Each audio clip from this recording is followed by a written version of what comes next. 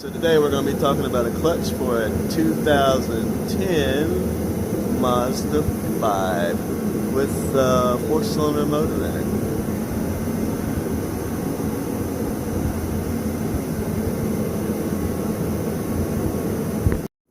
Hey YouTube, just want to shoot a quick little video. We're talking about a 2010 Mazda 5. This car has a 5-speed 4-cylinder motor in it. One of the things that I want to point out is the clutch system on this car started making some noises, and eventually it stopped pulling. And as we take this car apart, what we have found is the throwout bearing is completely destroyed, as you can see there. There's the balls there.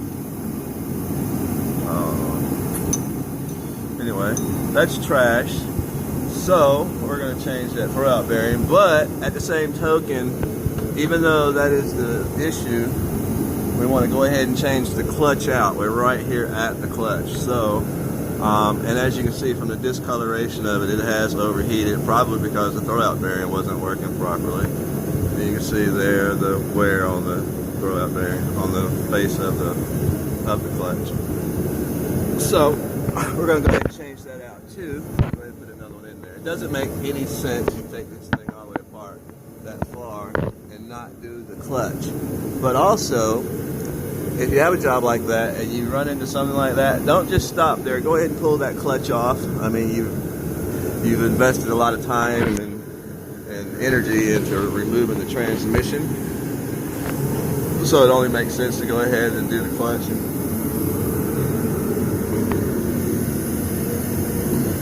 It only makes sense to go ahead and do the clutch. Excuse me. It only makes sense to go ahead and do the clutch and replace it.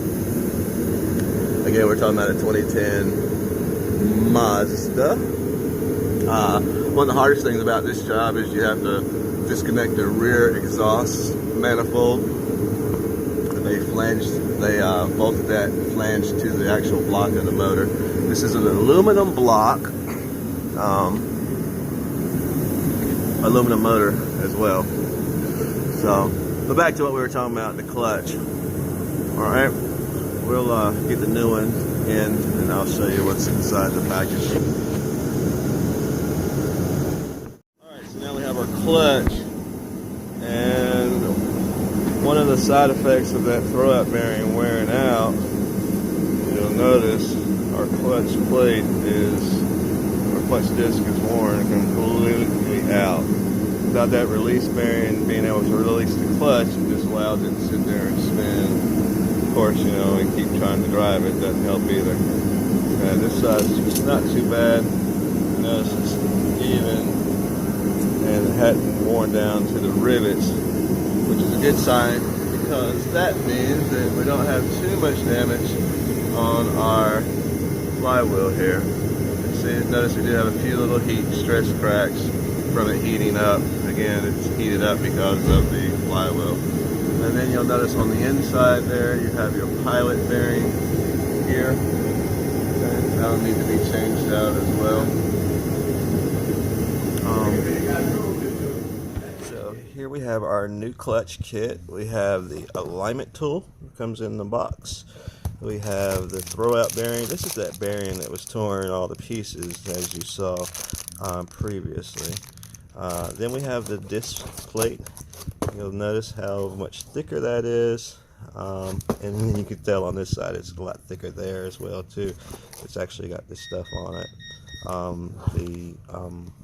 the clutch material on it actually, as opposed to the one that came off of it and you saw that it was all thin and worn out.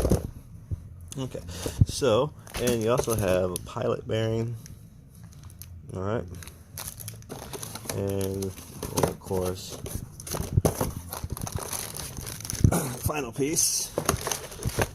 Clutch itself. Notice how nice and smooth that is. On the other one, that's worn out. I would tell you this: if you do get a clutch job and you're doing a clutch job and the flywheel is all messed up, then I would recommend replacing the flywheel. Or if you feel that it's warped or it's damaged, then replace it.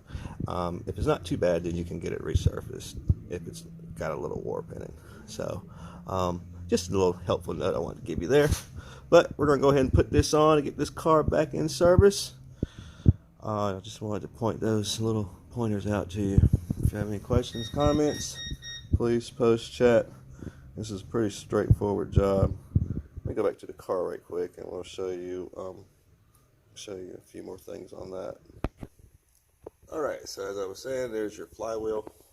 That one doesn't look to be too bad damaged. No major scoring or crashing or gouging or anything like that. The plate, as you can see, this side was good. Not too worn, but the other side, as you can see, is completely worn down. Okay, there's no clutch material, and also you'll notice how thin that is overall. So this one is worn out. Okay, and then you'll notice the gouging on the faceplate. And then with it overheating, these little fingers in here, they'll get weak. So that's why it's best just to go ahead and replace the whole assembly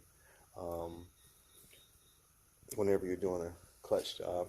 I know they'll sell these parts separate, but you know, you don't want to buy it separate and piece it together. Go ahead and get the whole kit and get the thing done right. Inside here is that pilot bearing. As you can see, it looks totally different from what the new one looks like. So we'll pull that out of there and get that together and put it back in. And then we'll have her up and running. Alright. Just want to give you a few quick pointers and tips on that, YouTube. If you have any questions or comments, again, please post, chat, subscribe, share this with the world.